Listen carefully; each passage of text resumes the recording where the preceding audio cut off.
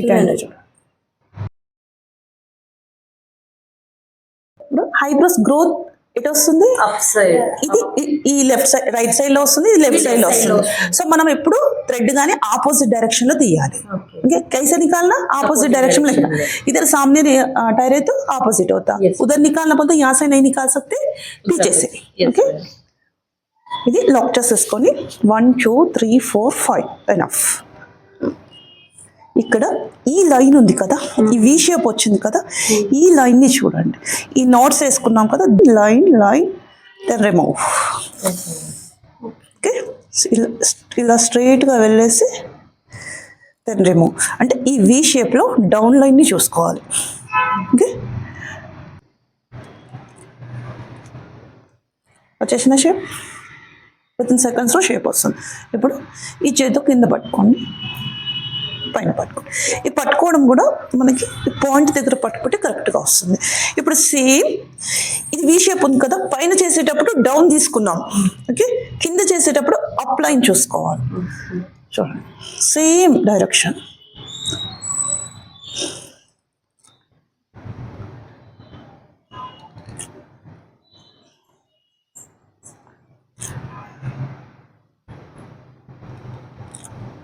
వస్తుందా?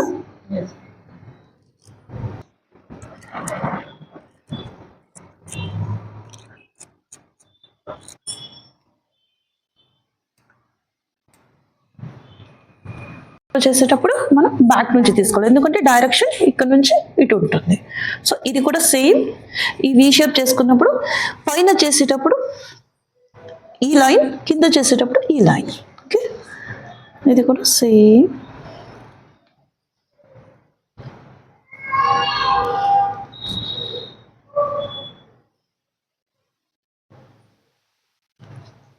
చేసేటప్పుడు ఫస్ట్ మనం లైన్ క్రియేట్ చేసుకోవాలి. ఓకే ఎక్స్ట్రాస్ ఎప్పుడు తీయద్దు, లైన్ క్రియేట్ చేసుకోవాలి. ఎందుకు ఈ థ్రెడ్ నుంచి ఈ కార్నర్లో కూడా జస్ట్ ఇలా షేప్ని రౌండ్ చేసుకుంటే సరిపోతుంది.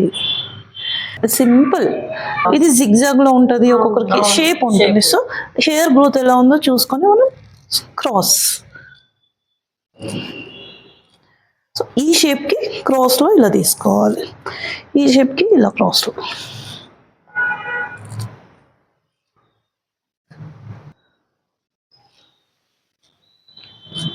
వచ్చేసిందా? చేసుకోవాలి అంటే ఫస్ట్ మనం థ్రెడ్డింగ్ లైన్ క్రియేట్ చేసుకున్నాక ఎక్స్ట్రాస్ తీయాలి, దెన్ ఫోర్ హెడ్ చేసుకోవాలి. ముందు ఫోర్ హెడ్ చేసుకొని ఎక్స్ట్రాస్ తీసుకుంటూ వెళ్తే రాదు. ఈ కోమ్తో చేసుకొని ఆ ఎక్స్ట్రా హెయిర్ని కట్ చేస్తున్నాము.